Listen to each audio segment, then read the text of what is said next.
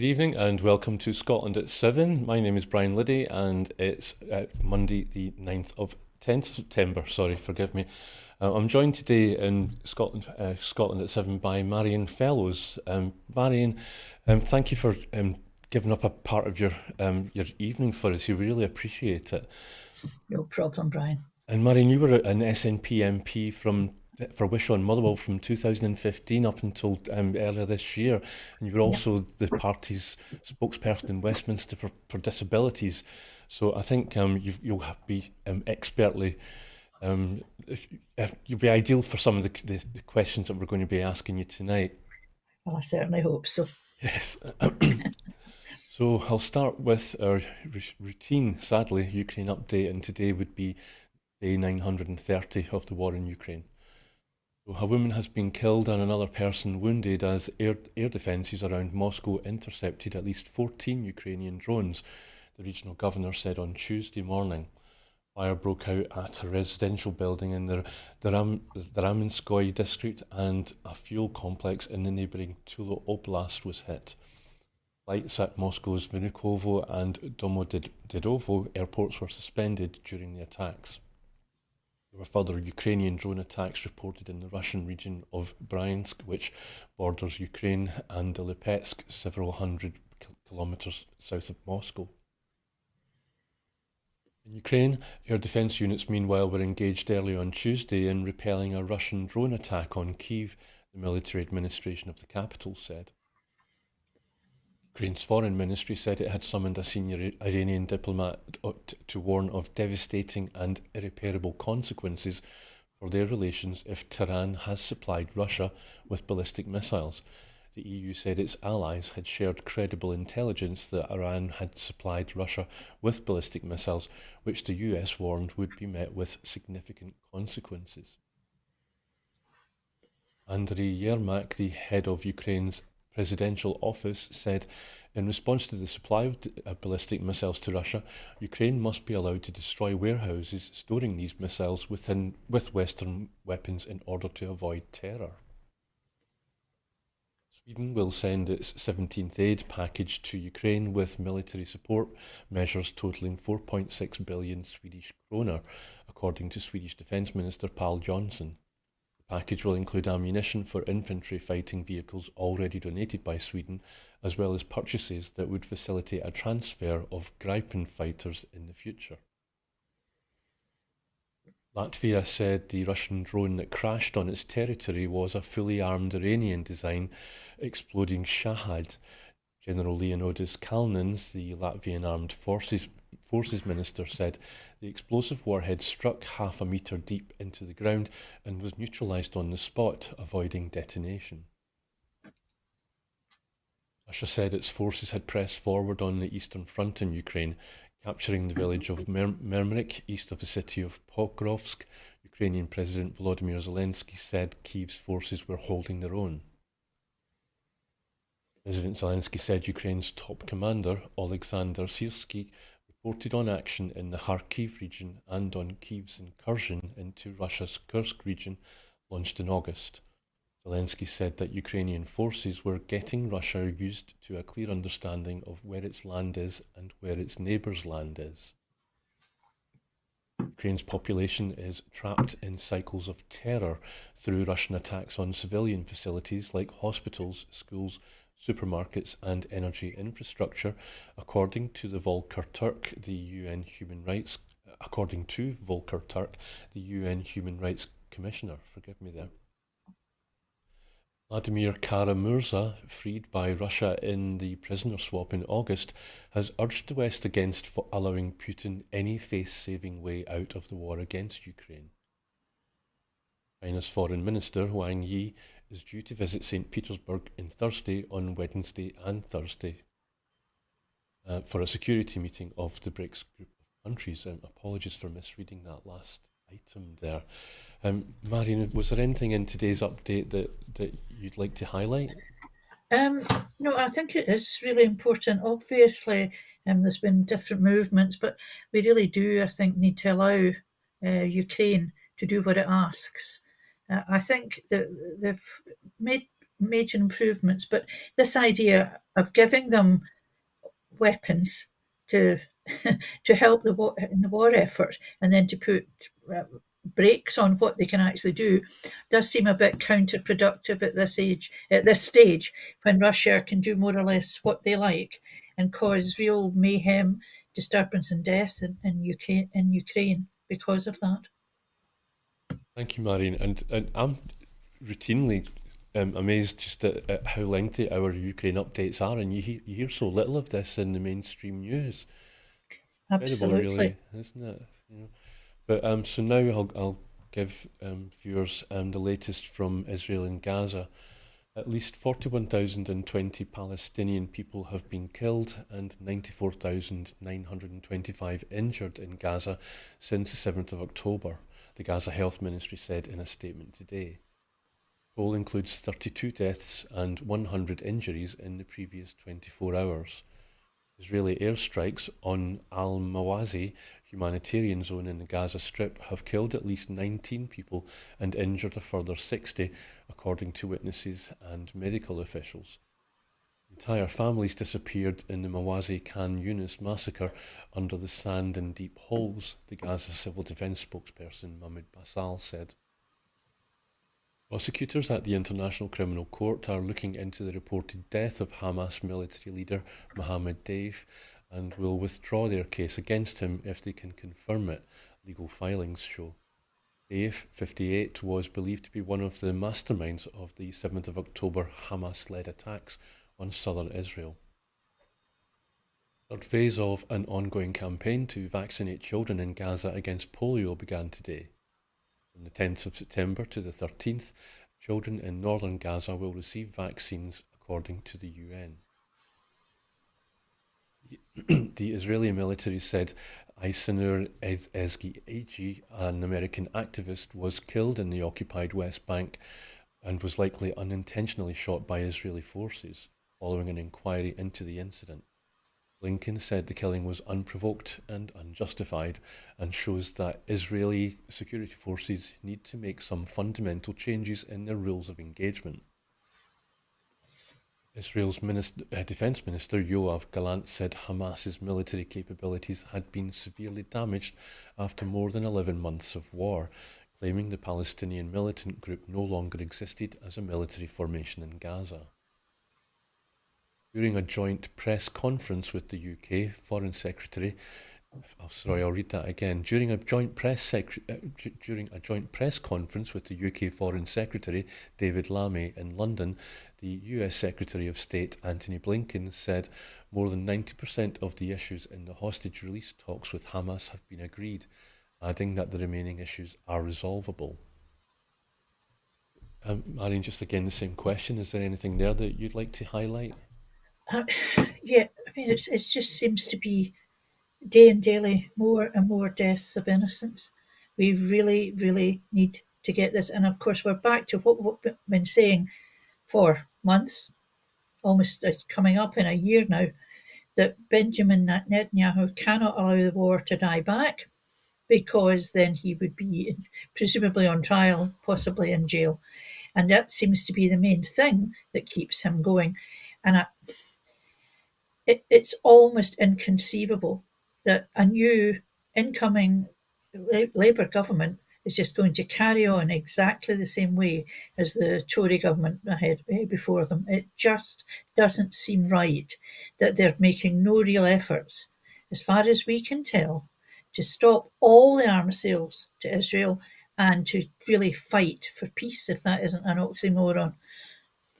Yes, thank you. And I think there's some items coming up where we'll be able to discuss whether it's not just foreign policy that the current Labour government are continuing from their Conservative legacy, so to speak. Speaking of which, the next item is the House of Commons voted against an opposition motion calling for the immediate repeal of the UK government's plans to cut the pensioners' winter fuel payment by 348 to 228. Sorry, I think that's the votes. It was only one Labour MP, John Trickett, who represents Normanton and Hemsworth, voted against the Labour whip. Most of the Scottish Labour MPs voted with the UK government, with only 3 abstaining. None of the Scottish Labour none of the Scottish Labour MPs spoke in the debate. Means testing the benefit will mean that most pensioners who have an annual income over £11,500 will lose out. However, there are also concerns that many pensioners who would still qualify for the winter fuel payment will not receive it, as they are not in receipt of pensioner credit. Caroline Abrahams, CBE Charity Director at Age UK, said, "We're deeply disappointed but not surprised that the vote to brutally means test winter fuel payments was passed today. As soon as the government announced it was instructing its MPs to support it, this was the inevitable result. But we would like to thank all those in every party who voted against the policy or abstained. There's been a lot of discussion about the government's decision, but at heart, Age UK's critique of their policy is really simple. We just don't think it's fair to remove the payment from the 2.5 million pensioners on low incomes who badly need it, and to do it so quickly this winter at the same time as energy bills are rising by 10%. Kirsty Blackman, speaking for the SNP, said that 860,000 pensioners in Scotland are set to lose out, and she said that this was not what the Scottish people had voted for. And we've actually got a clip to show Kirsty Blackman in the House today.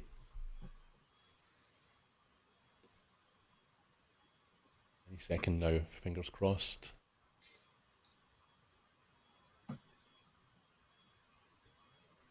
I'm guessing maybe there's a technical glitch. Marion, I don't know if you followed the entire debate today, but I'm just wondering, what did you think of the Scottish Labour MP's contribution to the debate and then the subsequent vote? Oh, here comes the video now. Here comes the video now.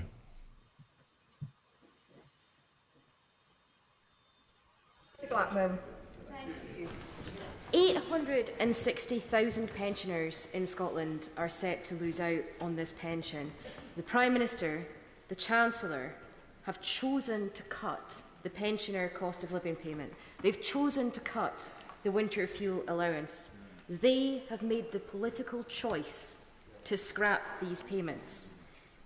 The UK Labour government are absolutely desperate to meet their self-imposed fiscal targets. Make no mistake, this is a political choice. They are doing so. They are trying to meet these targets by balancing the books on the backs of pensioners. Yep. Who out there in the real world voted for this? No one. Nobody. This is a key test for Anas Sarwar and for Labour MPs from Scotland. Anas Sarwar said, "Read my lips. No austerity under Labour." What's this? If that's what Anas Sarwar believes, if that's the platform he put to the people of Scotland, if that's what the Scottish Labour MPs were voted in on, how can they possibly back the government today? Who is the master of these Scottish Labour MPs? Is it the Prime Minister? Is it the Labour Party? Or is it the people who elected them, who put them here, who are going to go cold this winter because of their government's decisions? This is not the change, Madam Deputy Speaker, that people voted for. The UK government are trailing broken promises behind them. They're refusing to scrap the two-child cap. They are refusing to allow pensioners the money to heat their homes this winter. Madam Deputy Speaker, this is not what people in Scotland voted for, and they will be devastated if their Scottish Labour MPs support the government today. I call. So, Marion, the piece talked about 2.5 million pensioners on low incomes who are going to be affected by this. That's in the UK, 860,000 pensioners in Scotland. And it said also that means means testing the benefits will mean that the most pensioners who have an annual income over 11,500 will lose out. However, there are concerns that many pensioners who would still qualify for the winter fuel payment will not receive it, as they're not in receipt of pensioners' credit. Is that simply because they are eligible for pensioners' credit but they haven't applied for it? No, not all of them. Your pension credit, it's the limit is very low, and you have to have a very low income. And what other countries would consider absolutely ridiculously low to give as a state pension to people who've worked all their lives and paid their national insurance all their lives, working lives, to get a decent pension. There's a cliff edge. I can't remember. I think the number is about 11,000. The limit for receiving, if you earn £1, £2 more than the limit, the benefit is taken away. You will now be taken away because it's a cliff edge. There's no gradation. There's nothing to stop it happening. So that many pensioners who would have received this money, who will have been expecting to get this money, some of whom will have already spent savings in anticipation of getting a winter heating allowance, because some people, for example, in rural areas are buying in oil or logs or whatever. They'll have already spent the money on fuel for the winter and have no money coming in next month, usually, with which to pay these amounts they've already spent. It really is. It's very difficult to understand why any government, any Labour government especially, would do this at what is basically the last minute. There were so many other ways that this government could have dealt with this issue. And the amount of money paid out to pensioners through winter heating payments is infinitesimal in comparison. And the idea that you means test it means that it's almost, and I haven't seen any figures yet, because it is very, very difficult to account for this. If people have to be means tested, then people fail by £1 or £2, and the cost of mean testing often eclipses the amount that you're actually saving in the longer term. That's why the Scottish Government does such a lot of universal benefits, because everybody gets. For example, the Treasury could have worked out a scheme whereby pensioners like me, who I don't need the money, could have been taxed on it. Now, that's a simple solution, and it wouldn't have been beyond the will of the Treasury to do that had they been instructed by the Chancellor. Thank you, Marion. And what do you think of Kirsty Blackman's question? How can Scottish Labour MPs back the Labour government's decision on the working fuel pension when you look at what Anna Starwer said before the election? This claim that Labour only discovered this £20 billion hole in the Exchequer after they got elected seems trifle idiotic, when folk like the Institute for Government, folk like John Swinney, were telling them during the election that was likely to be the size of the black hole, the amount of money that was meant to be spent but had not been budgeted for by the Tories. It could not have been a huge surprise to them. And for Anna Sarwar to say, read my lips, no austerity under Labour, I think it would be really useful if we could get Anna Sarwar on some kind of media platform to explain why he said that, because he's been missing for weeks. Nobody seems to have been able to ask him any questions. Nobody seems to know where he is. Thank you, Marion. And so I'll move on to the next item then.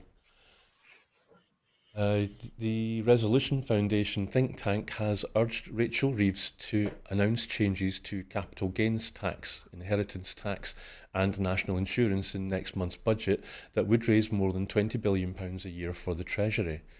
With the Chancellor saying that she is looking for ways to plug a £22 billion hole in the public finances, the Resolution Foundation said its proposals would raise large sums of money while still meeting a triple tax test of making the system more efficient, ensuring the tax rises hit the better off, and not breaking Labour's 2024 manifesto commitments.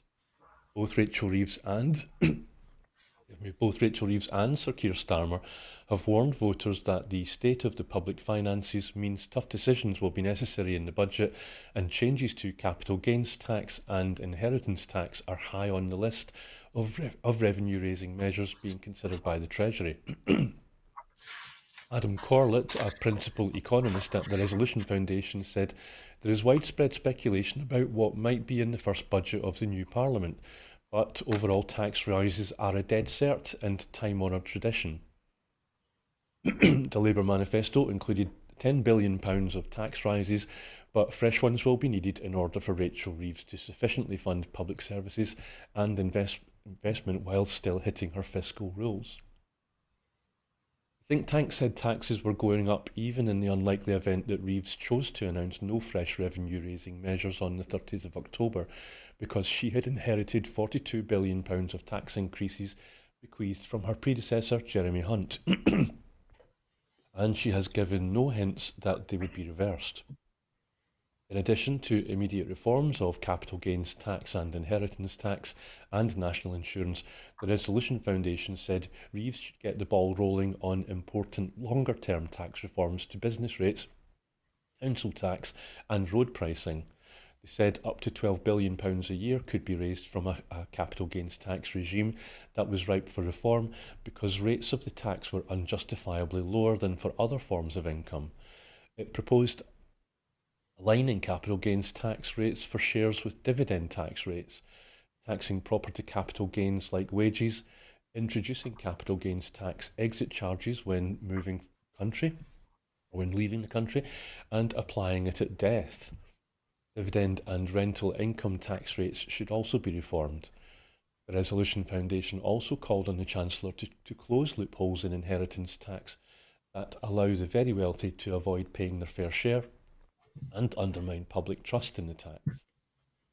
Marion, I'm not an economist, but I wonder if it's just worth saying that capital gains tax is something that, say you bought a Rembrandt painting and a couple of Picassos back in the 1970s, or maybe even when they were unknown, and then you sell them and you make millions, record auction prices or whatever, then you would get taxed on that money, and that's the capital gains tax. Yeah. Is that right?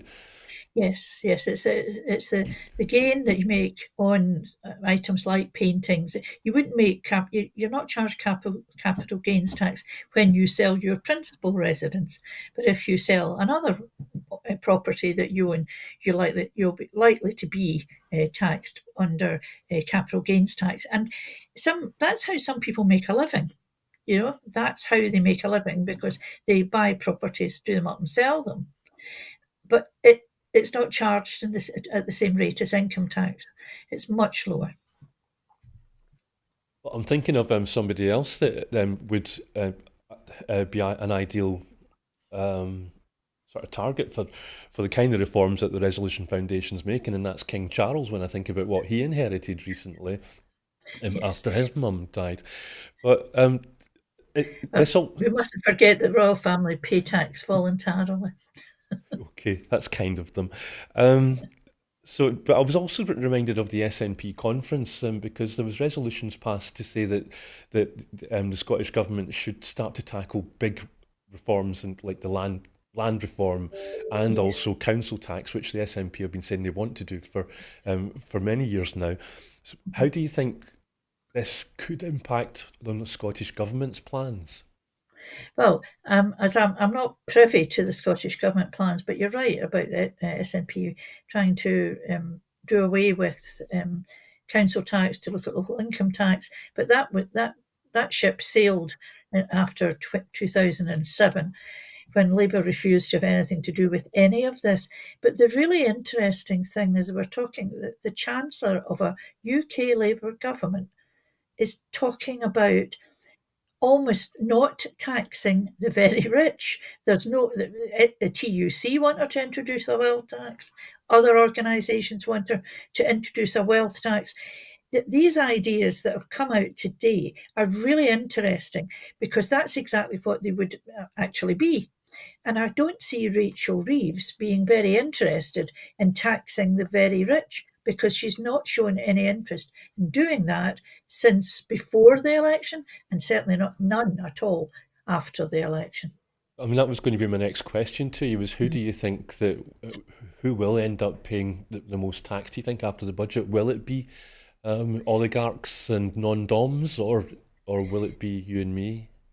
Well, it would appear that a lot of it will be pensioners, because if they don't, and we're not talking winter fuel payments here, if with fixed incomes, if the bands of income tax, the level at which you start to pay income tax is frozen, it means already many pensioners are falling into the trap of having to pay more tax, not because they've earned a lot, but because their pensions may have gone up with inflation, but the rate at which they start paying income tax hasn't done the same. So they're ending up paying more income tax. And of course, anything that this government does in relation to national insurance will have absolutely no effect on those who have already retired, because they don't pay national insurance. So I suppose I am beating the drum for looking after older people, because they, in the main, tend to be the ones who are much poorer.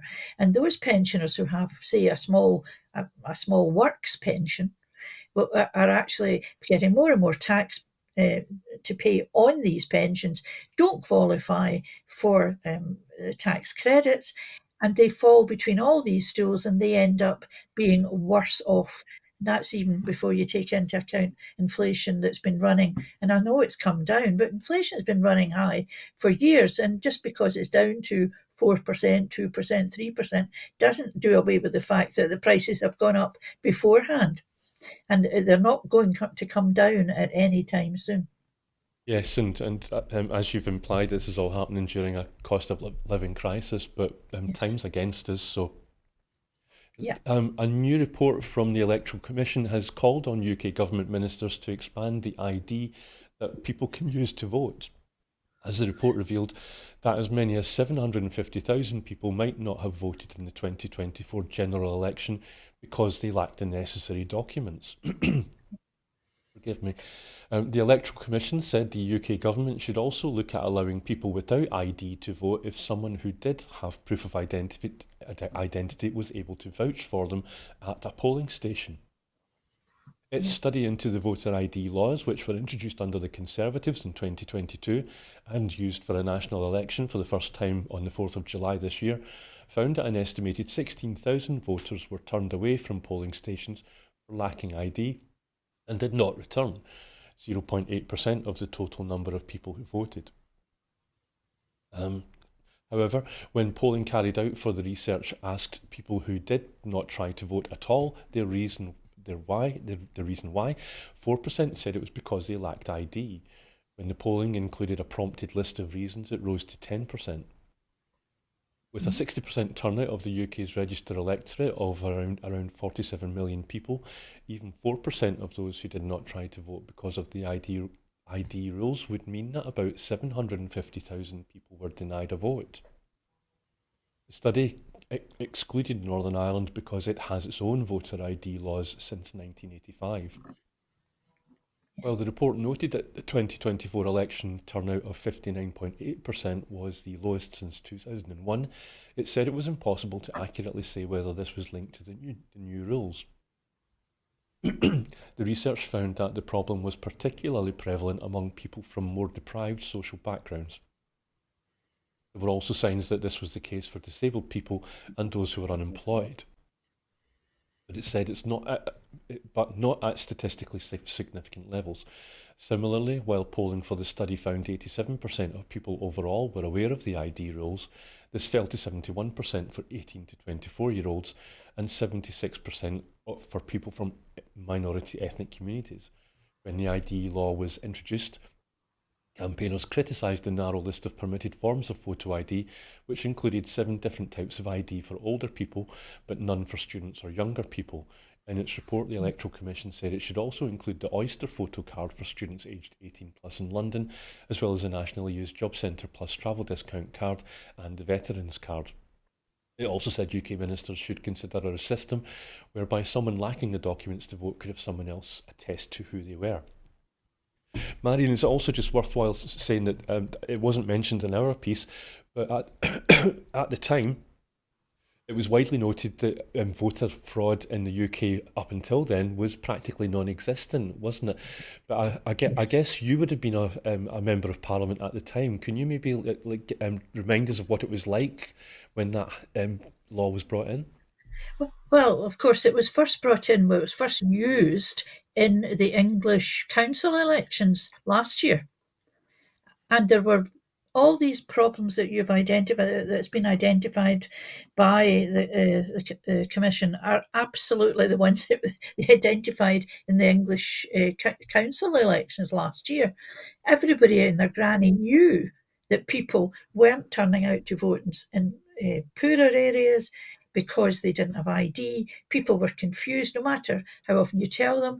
People were confused as to whether they would be allowed to vote or not, and that the width or the breadth of the ID being allowed was ludicrous, because if they weren't allowing veterans cards and things like Oyster cards with a photograph, it just seems absolutely it seems to be that when it was first thought, it was something that was using a sledgehammer to crack a nut, and a very infinitesimal nut at that, and that it was a Tory plot. I'd heard some people say a Tory plot to stop poor people voting altogether, stopping them, not necessarily, they would never have voted Tory, but they might have voted Labour, and that this was a way to stop them doing it. It the way that we treat voters in this country is shambolic.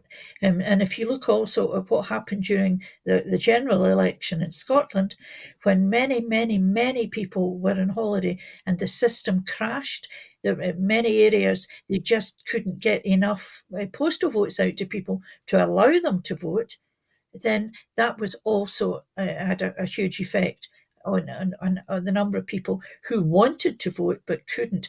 I can't tell you how many times I was in the election office in Motherwell trying to get people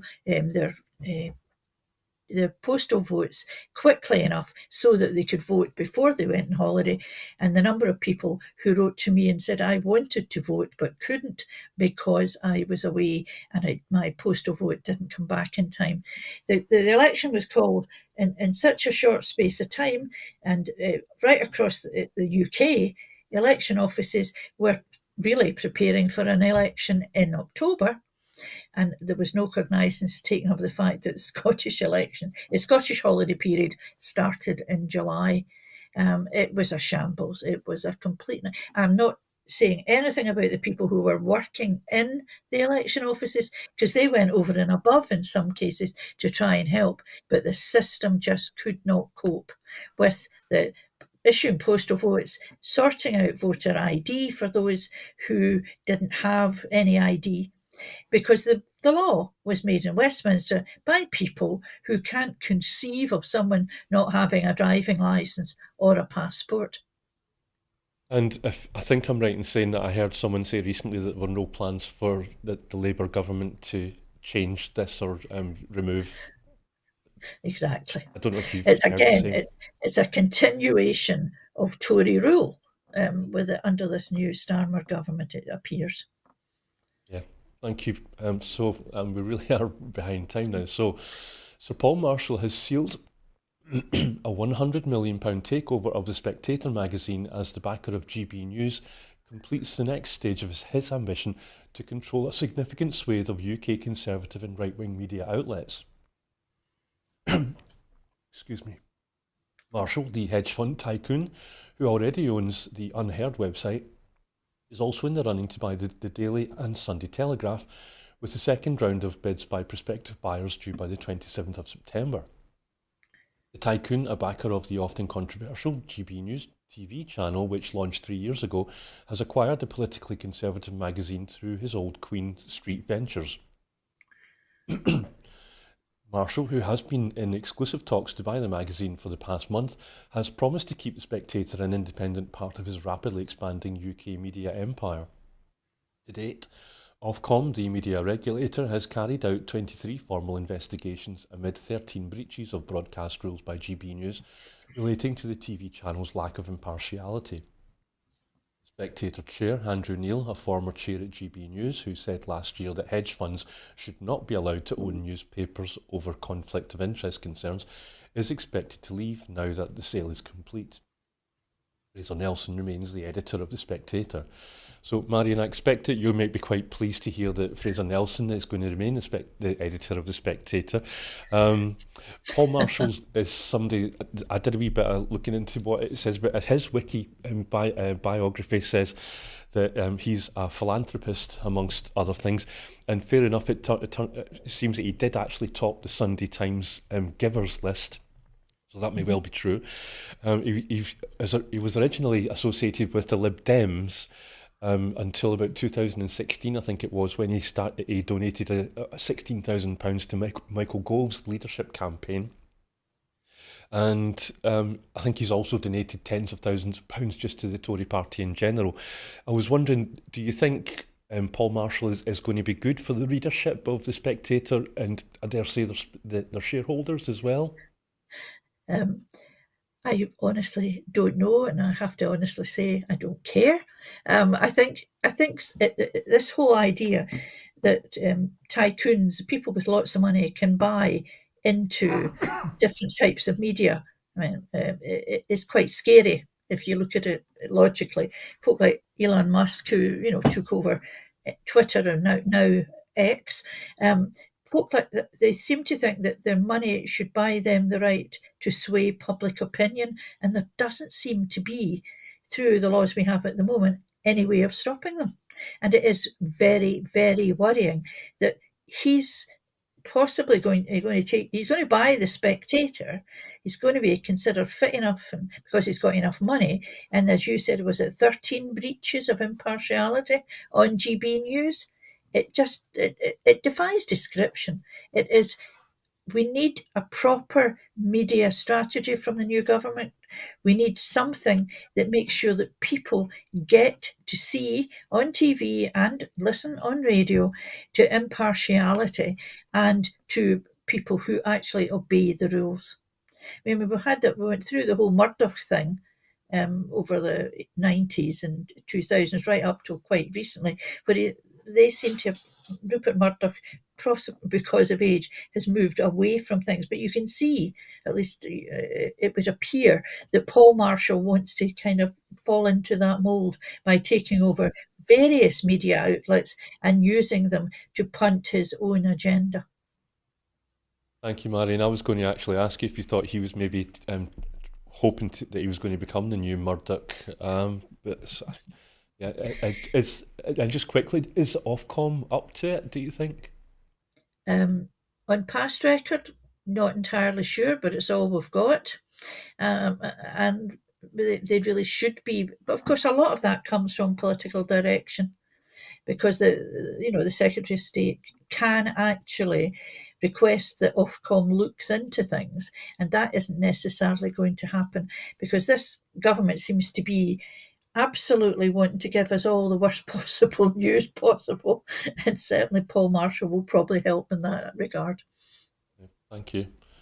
So, a new report published today by Climate Rights International has said that wealthy democratic countries in the global north are using harsh, vague and punitive measures to crack down on climate protests at the same time as criticising similar draconian tactics by authorities in the global south.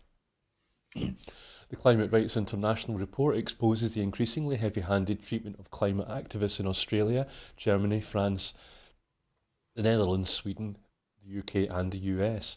It found the crackdown in these countries, including lengthy prison sentences, preventative detention and harassment, was a violation of government's legal responsibility to protect basic rights to freedom of expression, assembly and association. It also highlights how these same governments frequently criticise regimes in developing countries for not respecting the right to protest peacefully.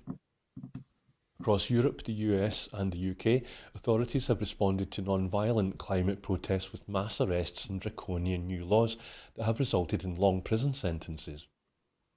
In some instances, those who have taken part have been labelled as hooligans, saboteurs or eco-terrorists by politicians and the media.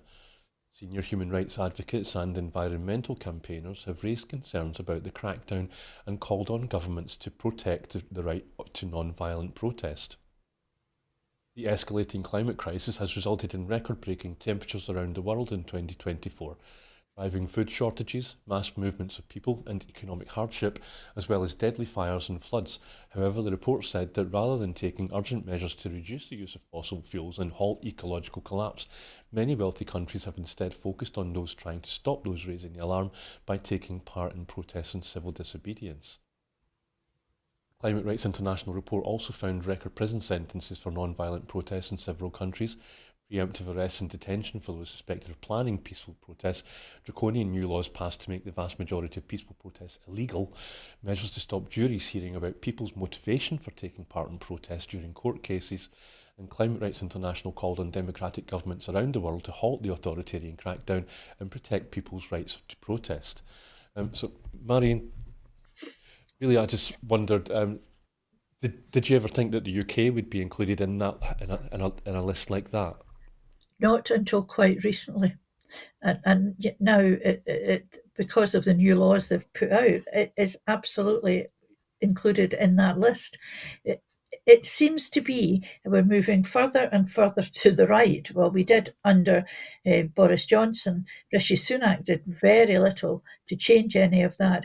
And now we have the Starmer government who is doing very little to roll back on the worst excesses and the worst laws that the Tories brought in during their 14 years in power. It's really a worrying time for folk who believe in protest. It's a worrying time for people who believe in common sense. Yes, there were real issues about protesters stopping trains and being on carriageways, etc., etc. That doesn't mean, though, that they should be treated as harshly as some of them have been. People who have never done anything that was considered illegal in the past are now being put in prison with quite hefty sentences because they're disrupting businesses. And is that the right way forward for a free-thinking democratic country? I'm not convinced. Thank you, Marion. So Kamala Harris and Donald Trump will be in Philadelphia, Pennsylvania today for their first and possibly only presidential debate.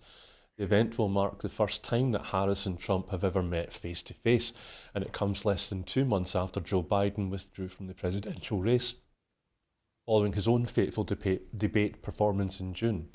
The change at the top of the Democratic ticket appears to have unnerved Trump and his campaign advisors, who have struggled to land attacks against Harris. The debate will present Trump with his most significant opportunity yet to negatively define Harris in voters' minds, as polls show a neck-and-neck race in key battleground states.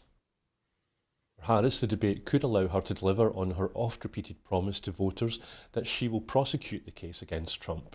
Her political history, both on the debate stage and in the Senate hearings, suggests she is well positioned to make that case. The debate will start at 9 p.m. Eastern Time, that's 1 a.m. GMT, and is expected to last 90 minutes. It will be hosted by ABC, will take place under the same rules that governed the Trump-Biden debate, with candidates' microphones being muted when it is their opponent's turn to speak. Harris's campaign argued for mics to be kept live throughout, hoping to goad the former president into undisciplined and unsavoury interruptions that have marred his previous performances. While Trump was ready to agree, his entourage, who were concerned to keep him focused and on message, insisted on keeping the original rules. Marion, I was just wondering if you're going to be watching this debate, and if so, who are you going to be rooting for and why? Well, I don't think I'll be awake at 1 a.m.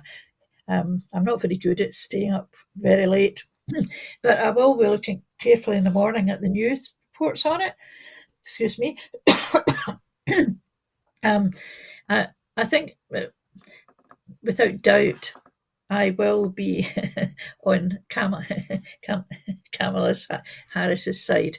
I think the idea of Trump as president again is even more frightening than it was the first time, because if he gets elected and then makes the charges against himself disappear as he's president, then there's nothing that man is incapable of. And I think the world turns into a very, very, very scary place. Yes, and I just before time is still against us, but I'm just intrigued. Do you think this time, so Biden basically left the stage because people realised that he was too old and getting a bit doddery? Do you think people will, but they didn't seem to say that about Trump. Do you think people will begin to look at Trump that way when they see him standing against Kamala? I'm not sure, but I mean, it's almost inexplicable to me why so many people think Trump was a good president. I found him very scary. I found him incoherent at times. I think the fact that the economy was better, so it's said, under him, is not necessarily because he was a better president and you understood the economy and did all the right things. I find that hard to believe, but that he was lucky. Now, whether he'll be lucky a second time if he is in power, then that remains to be seen. But I think the real difficulty is that he could be president. But even if he doesn't win the election, there's probably going to be another period of stability while he fights the result. And how the United States of America has got itself into this fankle, I can't think of a better description, over this man, I fail to understand. And I really don't understand why the Republican Party, which had some pretty good presidents, I might not have agreed with them, but sober, just, upright folk who understood politics, who understood economics, and why they're sitting back and letting Trump go ahead, it defies belief, in my opinion. Thank you, Marion. So Scottish councils will receive a share of an additional £40 million from the Scottish Government this year to increase the supply of social and affordable homes. Funding, which was confirmed in April and has boosted the Affordable Housing Supply Programme budget to nearly £600 million this year, will mostly be distributed to the 5 council areas with sustained temporary accommodation pressures. That's Edinburgh, Fife, Glasgow, South Lanarkshire and West Lothian. Money will be used to purchase property to help reduce the number of families in temporary accommodation or, where appropriate, to bring long-term voids back into use. The remaining 27 local authorities will receive a share of the remaining funding. A further £40 million will be allocated to councils next year. Housing Minister Paul McLennan said the delivery of affordable homes is the foundation of family life and is fundamental to how we achieve our priorities of eradicating child poverty and growing the economy. He went on to say the key to tackling homelessness and reducing the time spent by families in temporary accommodation is to deliver more affordable homes. We have already supported councils to purchase almost 1,500 properties in 2023-24 for use as affordable homes. However, we must do more, and by committing £40 million this year, we are accelerating that work. This money will help councils provide a warm, safe place that families can call home again. Marion, this seems to chime nicely with John Swinney's recent announcement about his programme for government, where he said that reducing child poverty, eradicating child poverty was the key principle. But was this one of the other main ones that sits alongside that? I mean, you can't eradicate child poverty and you can't improve people's lives if they have nowhere to live. And that's just the bottom line. I mean, all of the housing issues go right back to Thatcher's time when all these council houses were sold off and there was no fund established but the proceeds in order to build new ones. And to be blunt, Labour governments in Scotland did nothing to help that. Now, over the past 19 years, there's been a Scottish SNP government. It's actually been better. It's 17 years, I beg your pardon. It's actually been better. And I notice even locally, I'm in North Lanarkshire, there have been a number of new social houses built. And I know that the council here have been buying back former council homes and other homes on the open market to try and increase their housing stock. It's really, really vital, and it's a human right to have proper shelter, that we really look carefully at providing decent homes for people, because so many of our council houses were sold on to unscrupulous landlords who charge horrendous rents for properties that actually aren't fit for purpose. And at least if the councils get involved, the houses are brought up to a standard that makes them fit for human habitation. Thanks, Marion. And you mentioned Margaret Thatcher's right to buy. Is it worth mentioning that that was stopped in Scotland some time ago, and the new Labour government, they're only just starting to think about it now? Yes, and that's quite surprising. And the words thinking about it don't always mean with this government that they're actually going to do something about it. It will depend on lots of factors, because they've bought in, I think, to a lot of big businesses and to banks and so on. There's a huge property market out there that really lives off the backs of people who cannot get social housing at a reasonable rent they can afford easily. Thank you, Marion. I better crack on if I'm not going to end up making you stay late tonight. But a record number of pupils in Scotland are being taught in schools in good or satisfactory condition, official figures show. The 2024 school estate statistic shows that a record 91.7% of school buildings, with a total of 647,773 pupils, are in a good or satisfactory condition. This is an increase of 29 percentage points since April 2007. Since then, 1,139 school building projects have been completed. Education Secretary Jenny Goris said, "This government is determined to deliver high-quality learning environments for all pupils in Scotland, and a key part of that is delivering a world-class school estate. Positive school environments play a huge role in the education of Scotland's young people, and our investment is paying dividends, with a record high number of schools being in good or satisfactory condition. The Scottish Government," she continued, "is continuing its investment in the school estate through the £2 billion Learning Estate Investment Programme as set out in our programme for government. Construction will begin on a further 8 school building projects over the next year. This means that by the end of 2027-28, Scotland will have seen 47 modern state-of-the-art school buildings open thanks to our investment."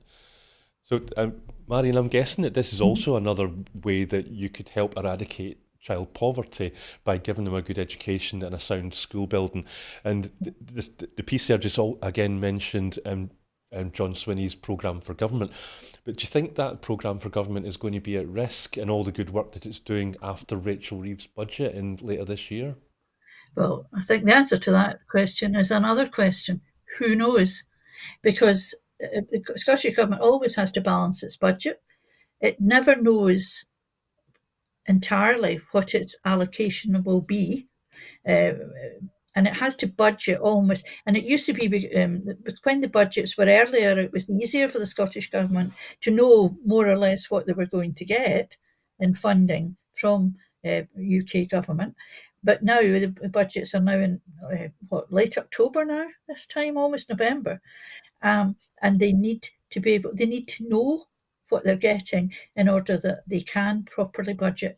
And it doesn't look as though there's going to be much extra coming towards Scotland or any other part of the UK, apart from the something like there's 150 million that the Secretary of State for Scotland, Ian Murray, is going to get, so that he can act as Santa Claus and go around the country dishing out this money to help eradicate poverty and bypass the Scottish Government. Now, that's the UK government's right. They can do that, but it shows already a distrust. And although John Swinney and some of his ministers said that relations between the UK and the Scottish governments had improved since the election in general, it's not going to keep improving if Scotland has to work almost day to day trying to figure out how much money they're actually going to get, and to be able to plan efficiently and properly for the year ahead. And that's really vital to anyone's programme for government, to know what you're likely to be getting a bit in advance, so that you can plan properly what you're going to do with it. Thank you, Marion. I'm going to continue with the last story. I think it might push us over the time, but with your permission, would that be okay? Because I think it's an important one. Okay. You sure? Is that all right? Yeah. Okay, thank you. The results of the 2024 Cancer Patient Experience Survey, co-commissioned by the Scottish Government and Macmillan Cancer Support in partnership with Public Health Scotland, shows that cancer patients across Scotland are largely positive about their care. Patients rated their overall experience of cancer care at 9.1 on a scale from 0 to 10, with 95% of respondents expressing a positive view of the care they received. An ongoing partnership between Macmillan Cancer Support and the Scottish Government on the rollout of the Improving the Cancer Journey model across Scotland has also been put in place to help people access support for the wider range of non-clinical issues that can arise from a cancer diagnosis. Cabinet Secretary for Health and Social Care, Neil Gray, said, I am pleased that the experience of cancer care in Scotland is so highly rated as positive. When we published our cancer strategy and the associated cancer action plan in 2023, we set out our aim of improved cancer survival and the provision of excellent, equitably accessed care. The fact that 95% of people are positive about their overall experience indicates that we are progressing towards our aim and towards our ambition of putting people with cancer at the heart of all decisions and actions involving them. He went on to say, we are committed to further improvements in cancer care, which is why we are continuing to invest in initiatives that support earlier and faster diagnosis and drive person-centred and holistic care. We will continue to work with Macmillan, other third sector partners and health boards to determine any new actions required to further improve the experience of people diagnosed with cancer. So, Marion, this overall experience care at 9.1% on a scale from 0 to 10, 95% of respondents saying that are given a positive view. This is really quite something, isn't it, at a time when the news is full of Scottish NHS waiting lists and A&E waiting times, isn't it? Yeah, it's a good news story about NHS Scotland, which is highly unlikely to see the light of day on other national media forums and platforms. It just seems to be that it's absolutely the running order is to denigrate the great work that's going on in Scottish hospitals. I'm not saying that everything's perfect, and by no means is it perfect. And there are waiting lists and there are real issues, but that's a perfect example of the Scottish Government working in cohort with other organisations in the third sector who know what helps people better than governments do, and they represent many people with cancer and they really can help. And it's really heartwarming to listen to a story like that, because we don't hear enough good stories coming out of Scottish NHS Scotland. Well, they're there, they're just not advertised. Thank you, Marion. And I suppose the fact that here on Broadcasting Scotland we cover stories like this, that's another Yes. reason for viewers to support us and to subscribe. So, Marion, thank you for your patience with me. That's us. We've run out of time, and thank you for bringing your knowledge and your experience to us as well. Really appreciate it. And thank you for the opportunity. Again, it's always a delight to work with you, Brian. Oh, shucks, I bet you say that to all the baldy presenters Well, here yeah, to be fair, yes. Broadcasting Scotland. But anyway, I'll let you get on with the rest of the evening. And meanwhile, it's my usual reminder that here at Broadcasting Scotland, we depend on the generosity of our supporters. Our programmes will always be free to view. However, if you can afford £5 a month, please do consider becoming a Broadcasting Scotland supporter. To everyone who has donated and to everyone who has signed up to make a regular monthly payment, we thank you very much. Right now, we urgently need to increase our donations if we are to be able to pay our bills. We face costs of over £4,000 every month, but our income is just over £2,000 a month, and we're now facing mounting debts. Please donate whatever you can afford. So, in the meantime, thank you, and thank you once again to Marion Fellows, our guest this evening. And thank you to you at home for watching. Goodbye.